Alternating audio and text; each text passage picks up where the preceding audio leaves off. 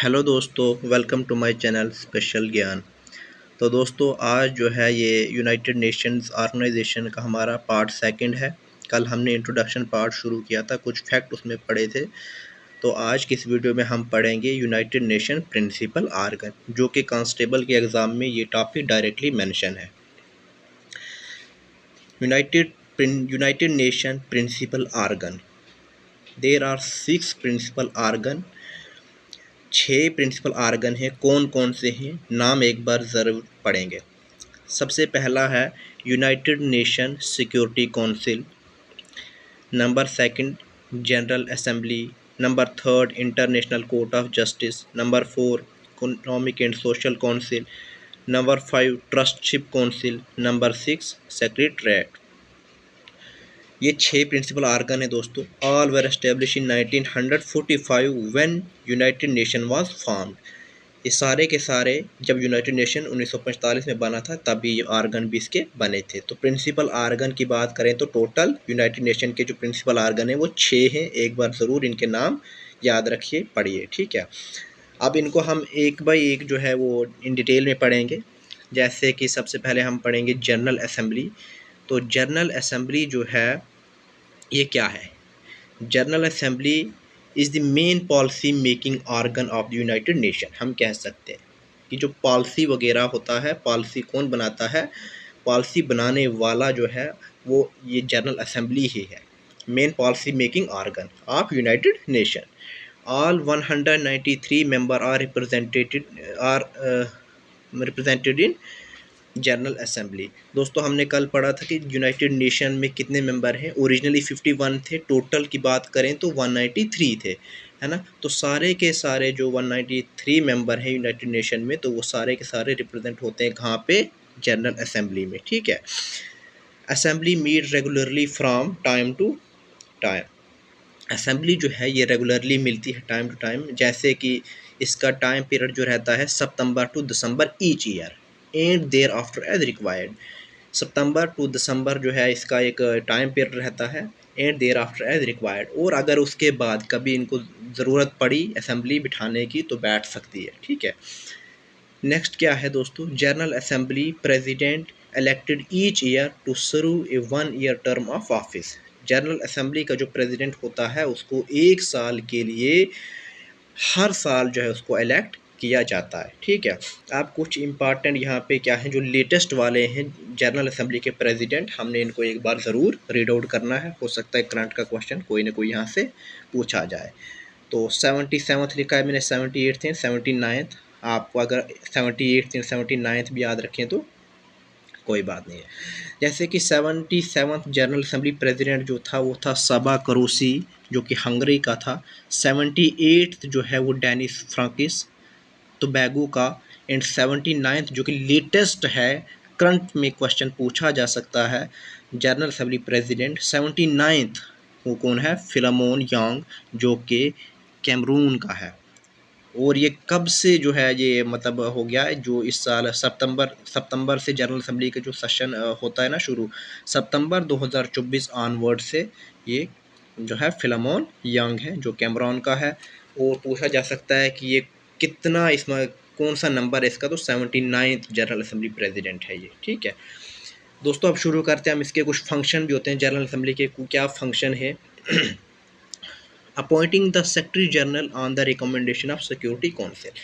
सबसे पहले general Assembly का मेन फंक्शन होता है सेक्रेटरी जनरल को अपॉइंट करना, ठीक है। लेकिन वो खुद ही अपॉइंट नहीं करती है, वो किसकी रिकमेंडेशन पे जो है सेक्रेटरी जनरल को अपॉइंट करती है? सिक्योरिटी काउंसिल की रिकमेंडेशन पे, ठीक है। नंबर सेकंड क्या है? Admitting states to UN membership upon the recommendation of Security Council. Again, जब मतलब यूनाइटेड नेशन यूएन में किसी नई स्टेट को ऐड करना हो, नई कंट्री को ऐड करना हो या नए मेंबर को ऐड करना हो तो खुद नहीं कर सकती है, लेकिन सिक्योरिटी काउंसिल की रिकमेंडेशन पे ही वो किसी न्यू मेंबर को यूएन में ऐड कर सकती है। Electing the non permanent member of the security council. Security council के जो नॉन परमानेंट मेंबर होता है उनको इलेक्ट करना। And approving the UN budget. UN की जो बजट होता है इसको अप्रूव करना। तो ये कुछ जो है जनरल असेंबली के फंक्शन होते हैं, इसके काम होते हैं, ठीक है। अब पढ़ते हैं हम working of the General assembly. General assembly काम कैसे करती है, decision making in General assembly. सबसे पहले देखा जाए तो जनरल असेंबली में जो है डिसीजन कैसे लिया जाता है, तो पढ़ते हैं इस चीज़ को। 2/3 majority on decision of importance, peace, security, admission of new member and budgetary matter. दोस्तों जो है डिसीजन जो है दो तरीके से इसमें लिया जाता है, याद रखिए। एक होती है 2/3 मेजोरिटी और एक है सिंपल मेजोरिटी। 2/3 मेजोरिटी से डिसीजन लिया जाता है, लेकिन जब हमारे पास कुछ इंपॉर्टेंट इश्यूज हों, जैसे कहीं पीस की बात हो, या सिक्योरिटी का कोई इशू है, या आपने किसी नए मेंबर को ऐड करना हो, या बजट से रिलेटेड कुछ मैटर हो, तो जब ये इंपॉर्टेंट इश्यूज होते हैं तो 2/3 मेजोरिटी से जो है डिसीजन लिया जाता है। अदरवाइज जो बाकी के डिसीजन होते हैं यूजुअली, तो वो उनको सिंपल मेजोरिटी से ही उन पे डिसीजन लिया जाता है, ठीक है। सीटिंग अरेंजमेंट कैसी होती है जनरल असेंबली में, तो in seating arrangement in General Assembly hall changes each session, यानी हर नए सेशन में सीटिंग अरेंजमेंट चेंज होती है। ऐसा नहीं है कि दोस्तों जो असेंबली हॉल है उसमें अगर इंडिया का जो है पिछले सेशन में आगे बैठते थे, फ्रंट पे बैठते थे, तो नेक्स्ट सेशन में भी वही नहीं। अगर इंडिया के लोग आगे थे तो नेक्स्ट सेशन में उनको अपनी सीटिंग को चेंज करना पड़ेगा, उनको पीछे जाना पड़ेगा। ऐसा नहीं है कि अपनी जगह कोई मेंबर अपनी जगह को फिक्स करे, यानी हर सेशन में जो है सीटिंग को चेंज किया जाता है, सीटिंग सीट्स को चेंज किया जाता है, ठीक है। During the 78th session 2023-24 North Macedonia will occupy the first seat in the hall. 2023-24 का सेशन में अगर पूछा जाए, जो कि 78 सेशन था, तो पहली सीट जो है असेंबली हॉल में किसको मिली थी, नॉर्थ मैकडोनिया को। पूछा जा सकता है, मोस्ट इंपॉर्टेंट क्वेश्चन है, ठीक है। First UN general assembly session held in, पहला यूनाइटेड नेशन जनरल असेंबली का जो सेशन हुआ था पहला, वो कहाँ पे हुआ था और कब, तो वो था वेस्टमिंस्टर सेंट्रल हॉल लंदन इन 1946 में हुआ था, और वेस्टमिंस्टर सेंट्रल हॉल कहाँ पे, लंदन में हुआ था, ठीक है दोस्तों। नेक्स्ट दोस्तों जो सेकंड प्रिंसिपल आर्गन है वो है security council. Security council most important हो, ज़रूर इसको याद रखिए। सिक्योरिटी काउंसिल के बारे में हम पढ़ते हैं, जैसे कि primary responsibility to maintain peace and security. Security Council है तो नाम से हमें पता चलता है कि इसका रोल क्या होगा। सिक्योरिटी काउंसिल, इसका जो मेन रोल है वो क्या है कि पीस एंड सिक्योरिटी को मेंटेन करना, ठीक है। टोटल मेंबर जो है सिक्योरिटी काउंसिल में 15 होते हैं दोस्तों। 5 इसमें परमानेंट होते हैं, 10 जो होते हैं नॉन परमानेंट होते हैं। डेटा इंपॉर्टेंट है, याद रखिए, 5 permanent, 10 non permanent.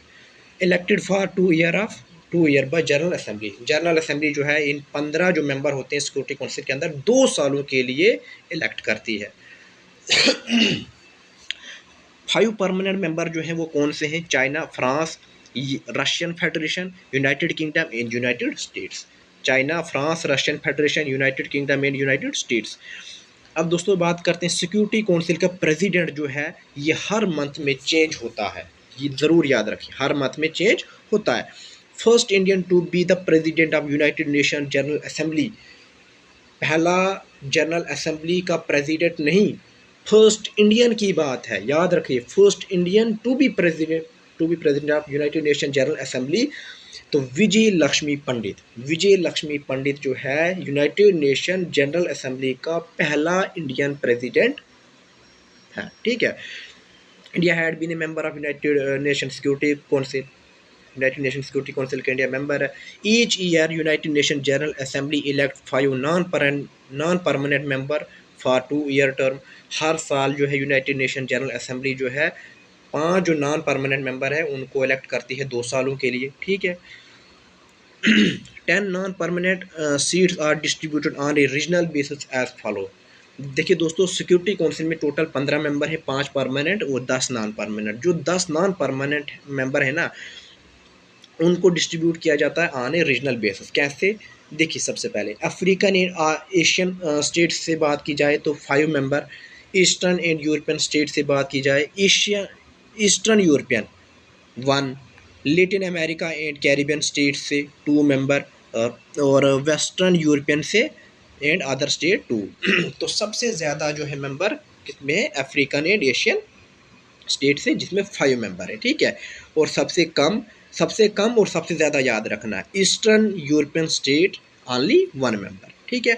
Number third pillar जो है वो कौन सा है, ये प्रिंसिपल आर्गन है यूनाइटेड नेशन का, तो वो है यूएनओ का, तो वो है international court of justice. Justice यानी कि इंसाफ। अब इसमें इंसाफ की बात होगी, रोल क्या है इसका, टू सेटल लीगल डिस्प्यूट, जो लीगल डिस्प्यूट होगा उसको सेटल करना, give advisory opinion on legal question, जो लीगल क्वेश्चन पूछे जाएं, जो लीगल क्वेश्चन होंगे उनके ऊपर एडवाइजरी अपने ओपिनियन देना, तो यही तो जस्टिस है, इंटरनेशनल कोर्ट ऑफ जस्टिस, ठीक है। इसमें क्या है दोस्तों, composed of 15 judges elected for 9 years by United Nations General Assembly and Security Council। दोस्तों हर एक का रोल आपने याद रखना है, जैसे हमने पढ़ा पीछे कि हमने पीछे पढ़ा था कि उसमें कितने मेंबर थे, 15 मेंबर थे, तो इसमें क्या है, इसमें 15 जजेस हैं। International court of justice, court से याद रखें कि 15 जजेस हैं और 9 सालों के लिए इनको इलेक्ट किया जाता है। कौन इलेक्ट करता है भाई, United Nation General assembly and security council, ठीक है। नेक्स्ट क्या है, ऑफिशियल लैंग्वेज की बात की जाए दोस्तों, इंटरनेशनल कोर्ट ऑफ जस्टिस की बात की जाए तो ऑफिशियल लैंग्वेज जो इसमें यूज़ होती है वो होती है फ्रेंच एंड इंग्लिश। कोर्ट में not include more than one nation of the same state. ऐसा नहीं है कि इंटरनेशनल कोर्ट ऑफ जस्टिस में इंडिया के 10 या 15 मेंबर बिठाए जाए, नहीं, हर एक नेशन से एक मेंबर बिठाया जाता है, ठीक है। Its seat is at the Peace Palace in the Hague, Netherland. इसकी जो सीट है वो कहाँ पे है, Peace Palace, Peace Palace, Peace Palace in the Hague, Netherland में इसकी सीट है, ठीक है। President and vice president are elected by the member of court by absolute majority. जो प्रेसिडेंट एंड वाइस प्रेसिडेंट होते हैं इंटरनेशनल कोर्ट ऑफ जस्टिस के, तो वो इलेक्ट होते हैं, कौन इलेक्ट करता है, मेंबर ऑफ कोर्ट, लेकिन कैसे इलेक्ट किया जाता है, बाय एब्सोल्यूट मेजॉरिटी, ठीक है। दोस्तों एब्सोल्यूट मेजॉरिटी क्या होती है, एक होती है सिंपल मेजॉरिटी, एक होती है एब्सोल्यूट मेजॉरिटी। सिंपल मेजॉरिटी क्या है, जैसे जनरल असेंबली में अगर 10 मेंबर हैं तो 10 मेंबर से में अगर वहाँ पे प्रेजेंट 8 हैं तो 8 में से लिया जाएगा, 8 में से जो है वोटिंग होगी, वो होती है सिंपल मेजॉरिटी। लेकिन एब्सोल्यूट मेजॉरिटी क्या है दोस्तों, जितने टोटल होते हैं ना, अगर 10 टोटल है, प्रेजेंट वहाँ पे 5 ही क्यों ना हो, लेकिन 10 की 10 राय ली जाएगी, पूरे 10 का वोट लिया जाएगा, वो होती है एब्सोल्यूट मेजॉरिटी, यानी टोटल में से जितने टोटल होते हैं, ठीक है। प्रेजेंट प्रेसिडेंट की बात की जाए इंटरनेशनल कोर्ट ऑफ जस्टिस की, तो नवाफ सलाम है जो लेबनान का है। Most important question, international court of justice का प्रेजेंट प्रेसिडेंट नवाफ सलाम किस कंट्री का, भाई लेबनान का है। कब से है, 6 फरवरी 2024 से, 6 फरवरी 2024 से, ठीक है। इंडिया की बात की जाए, फ्रॉम इंडिया जज Dalveer Bhandari is a member of court since 2012। India से बात की जाए तो इंटरनेशनल कोर्ट ऑफ जस्टिस का जो जज रहा है कौन, वो है दलवीर भांडरी, दलवीर भांडरी, कब से, 2012 से, ठीक है। दोस्तों 3 प्रिंसिपल आर्गन हो जाते हैं ख़त्म। अब नेक्स्ट है फोर्थ, जिसको हम इकोसॉक कहते हैं, इकोसॉक या इकोनॉमिक एंड सोशल काउंसिल। आपको इकोसॉक भी याद रखना है, इकोसॉक, इकोनॉमिक एंड सोशल काउंसिल। दोस्तों इकोसॉक focus on promoting social progress and better standard of living. सबसे पहले देखो इकोसॉक नाम से हमें पता चलता है किस चीज़ पे फोकस करेगा, किस चीज़ को प्रमोट करता है, ये social progress and better standard of living. Work toward 3 dimension of sustainable development, जो है ये 3 डायमेंशन पे काम करता है। कौन कौन सी दोस्तों, इकोनॉमिक, सोशल एंड एनवायरमेंटल, इन 3 चीज़ों के ऊपर ये, इन 3 चीज़ों को प्रमोट करता है, इन 3 चीज़ों के ऊपर ये अपना काम करता है। ज़्यादा फोकस जो है इन्हीं 3 चीज़ों पे किया जाता है। इकोसॉक has total 54 member elected by United Nation General Assembly for 3 year. इकोसॉक में कितने मेंबर हैं, 54 मेंबर हैं, जो 3 सालों के लिए United Nation General Assembly elect करती है। करंट प्रेसिडेंट पूछा जाए इकोसॉक का तो कौन है, बॉब रॉय, बॉब रॉय है। कब से है, सिंस 25 जुलाई 2024। ये प्रेजेंट, ये करंट है, मैंने ऑफिशियल वेबसाइट से इनका डेटा लिया है, ठीक है। अच्छा नंबर 5 पे आते हैं हमारे ट्रस्टशिप काउंसिल। ट्रस्टशिप काउंसिल दोस्तों ये उतना इंपॉर्टेंट नहीं है, लेकिन फिर भी एक नज़र हम ज़रूर देंगे। This council is made up of 5 permanent member of the security council. जो 5 परमानेंट मेंबर हैं उनसे ही ये बनाई गई है। जैसे चाइना है, 5 परमानेंट मेंबर जो हैं कौन कौन से थे हमने पीछे भी देखा था, चाइना है, फ्रांस है, रशियन फेडरेशन है, यूनाइटेड नेशन है एंड यूनाइटेड स्टेट्स, ठीक है। It was established to provide international supervision for 11 trust territories and to promote their advancement towards self-government। दोस्तों सबसे पहले आप यहाँ पे देखिए ट्रस्ट टेरिटरी। ट्रस्ट टेरिटरी है क्या? ये नॉन सेल्फ गवर्निंग टेरिटरी है, प्लेस्ड अंडर एडमिनिस्ट्रेटिव अथॉरिटी, यानी इनकी अपनी गवर्नमेंट नहीं होती है, इनकी मानी नहीं जाती है, इनको कोई अधिकार नहीं होता है, ये एडमिनिस्ट्रेटिव अथॉरिटी के अंडर ही काम करते हैं। ट्रस्ट टेरिटरीज, अब इन ही जब इनकी अपनी गवर्नमेंट नहीं होती है, ये एडमिनिस्ट्रेटिव अथॉरिटी के अंडर ही रहते हैं, तो इनको सुपरविजन देने के लिए, इनको उनकी गवर्नमेंट सेल्फ गवर्नमेंट देने के लिए ही ट्रस्टशिप काउंसिल बनाई गई, ठीक है दोस्तों। ट्रस्टशिप काउंसिल सस्पेंड ऑपरेशन ऑन 1 नवंबर 1994, ये अपने ऑपरेशन को जो है सस्पेंड भी करती है दोस्तों। तो पूछा जा सकता है कि इसने अपने ट्रस्ट काउंसिल ने अपने ऑपरेशन को सस्पेंड कब किया था, तो 1 नवंबर 1994, ठीक है। 25 May 1994, Trustship Council dropped annual meeting and agreed to meet occasionally required। 25 मई 1994 को क्या होता है दोस्तों, ट्रस्टशिप काउंसिल जो होती है ना, ये ड्रॉप करती है एनुअल मीटिंग। जो एनुअल मीटिंग होती थी, साल में एक बार होती थी, उसको ड्रॉप करती है, यानी उसको स्टॉप करती है स्टॉप करती है, बंद करती है। In agree to meet occasionally required, और ये कहती है कि जब कभी ज़रूरत पड़े तो हम मिलेंगे। लेकिन एनुअली जो पहले करते थे, ये ट्रस्ट काउंसिल की मीटिंग होती थी, तो वो उन्होंने उस वक्त बंद की 1994 में, ठीक है। The last one is secretariat. ये क्या है दोस्तों, ये है हमारा 6th principal organ of United Nation. इसका secretary general is the chief administrative officer. Secretariat का जो चीफ हेड होता है ना, वो सेक्रेटरी जनरल ही होता है, सेक्रेटरी जनरल होता है। Much of the United nation secretariat is located in the New York. सबसे ज़्यादा इसका हिस्सा कहाँ पे है, न्यूयॉर्क में है। न्यूयॉर्क यानी यूएसए में है।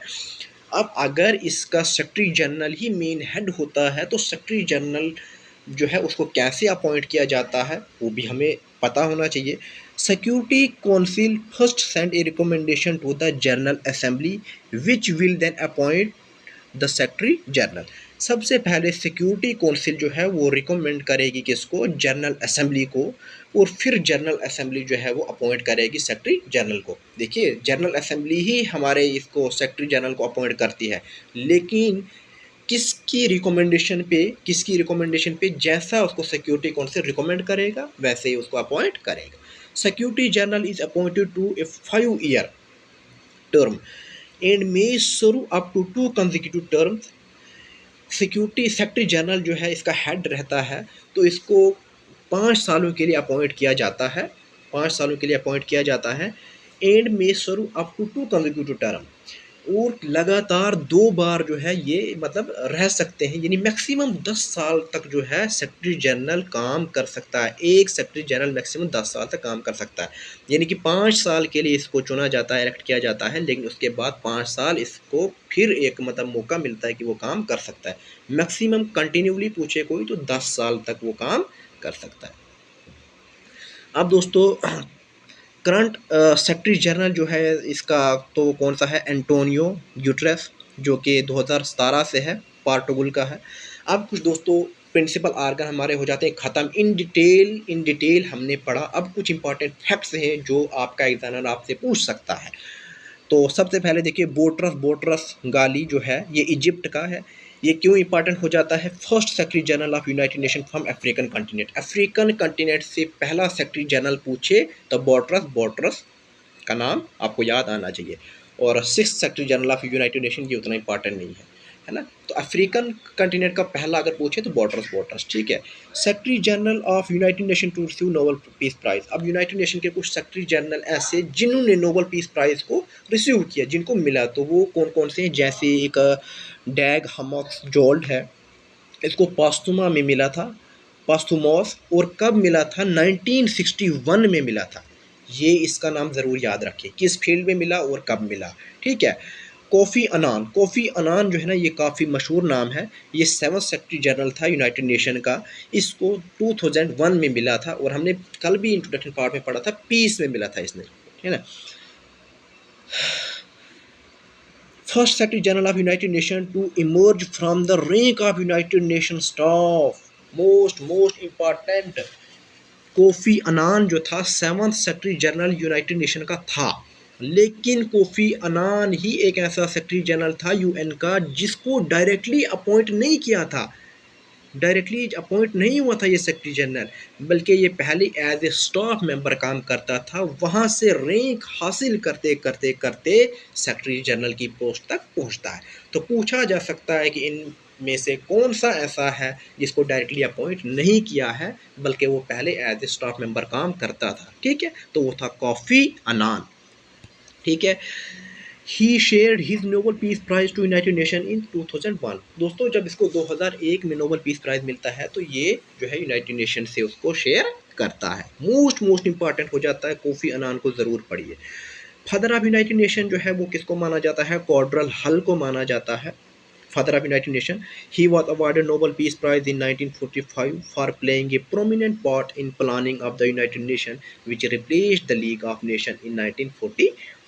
कॉर्ड्रल हल जो है फादर ऑफ यूनाइटेड नेशन इसको माना जाता है। इसको नोबल पीस प्राइज 1945 में मिला था for playing a prominent part in planning of United nation. United nation की प्लानिंग इसी ने की थी, और इस विच रिप्लेस्ड, जिससे क्या हुआ था कि लीग ऑफ नेशन जो है वो मतलब रिप्लेस हो गया, मतलब उसकी जगह पे ही हमारा यूनाइटेड नेशन आया, जो कि हमने कल भी पढ़ा था। 1945 में जो है यूनाइटेड नेशन बना, लेकिन यूनाइटेड नेशन जो है ये पहले मतलब डायरेक्टली इसको यूनाइटेड नेशन नहीं बना था, पहले लीग ऑफ नेशन था।